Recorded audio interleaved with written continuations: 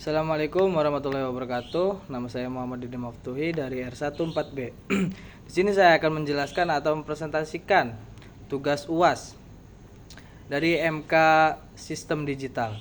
Yang pertama ada prediksi dan proyeksi dalam era digital. Berikan pendapat Anda mengenai prediksi era digital yang akan mendatang. Jadi fokus pada otomatisasi yang lebih masif, integrasi AI dalam kehidupan sehari-hari, peningkatan asisten virtual yang semakin intuitif, serta penggeseran jenis lapangan kerja baru di bidang teknologi. Dan yang kedua, berikan deskripsi menurut pemikiran Anda mengenai jaringan 5G. Jadi jaringan seluler generasi kelima yang menawarkan kecepatan transfer data jauh lebih tinggi daripada jaringan 4G. Latensi yang sangat rendah, low latensi, dan kapasitas koneksi perangkat yang jauh lebih besar dibandingkan 4G. Ini menjadi fondasi utama untuk IoT skala besar dan ekosistem smart device. Dan adapun poin yang keduanya yaitu blockchain. Blockchain, teknologi penyimpanan data digital yang berstruktur blok yang saling terhubung secara kronologis dan diamankan dengan kriptografi. Sifat utamanya adalah desentralisasi, transparan, dan sangat sulit untuk dimanipulasi atau diretas. Sering digunakan pada mata uang kripto dan smart contract.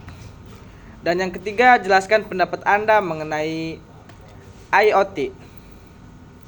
IoT, konsep di mana objek fisik atau benda sehari-hari seperti lampu, AC, kamera, pengawas, hingga mesin industri ditanamkan sensor, perangkat lunak, dan konektivitas internet agar bisa saling berkomunikasi, mengumpulkan data, dan dikendalikan dari jarak jauh secara otomatis.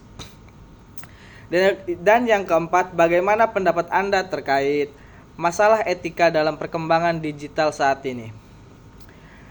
Membahas isu-isu moral yang muncul akibat teknologi, itu kita pengguna AI yang bias atau menggantikan pekerjaan manusia tanpa regulasi yang adil.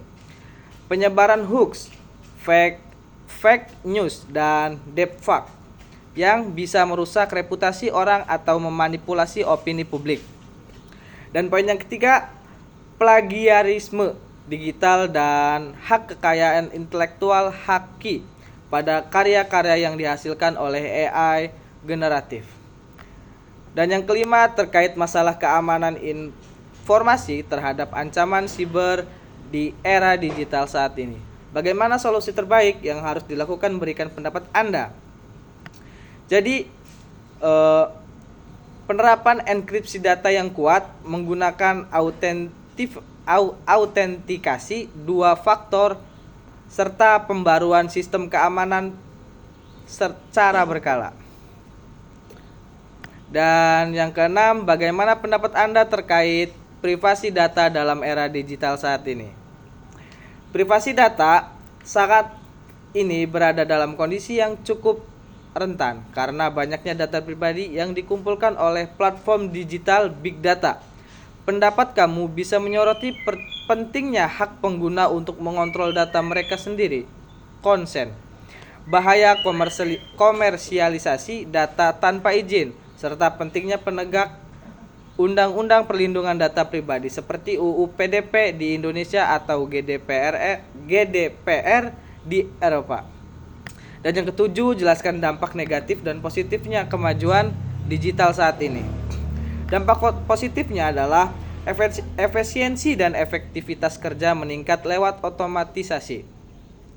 Akses informasi, pendidikan, dan layanan kesehatan menjadi lebih mudah, cepat, dan terjangkau dari mana saja, dan membuka peluang ekonomi baru, e-commerce, startup, content creation.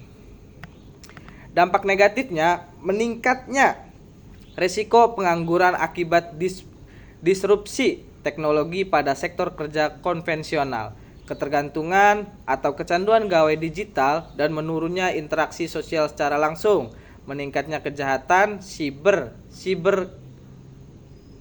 crime, kebocoran data pribadi, dan ancaman terhadap kesehatan mental cyberbullying. Terima kasih. Mungkin itu saja penjelasan dari saya. Segala kekurangannya saya minta maaf. Wassalamualaikum warahmatullahi wabarakatuh.